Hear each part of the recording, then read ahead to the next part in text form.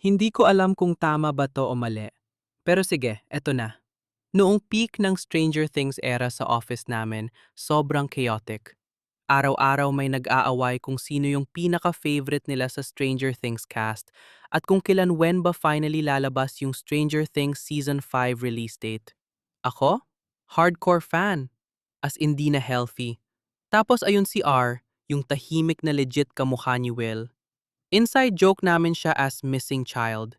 One day, lumabas yung old public photo niya sa feed ko. At dahil lasing ako sa hype ng Stranger Things Season 5V, ginawa ko siyang meme. Legit ba to? Stranger Things Season 5 leak? Dapat sa friend ko lang. Pero ayon, isinend niya sa office GC. Biglang nagpanik yung buong opisina. May naniwala, may nagalit, may nagdebate pa kung totoong leak para sa Stranger Things Season 5. Ako? Kinain ng kaba. Hanggang nalaman ni R, sabi niya, di ko alam kung tatawa ako or mawirduhan, pero sana next time, ask mo muna. Pilit yung ngiti.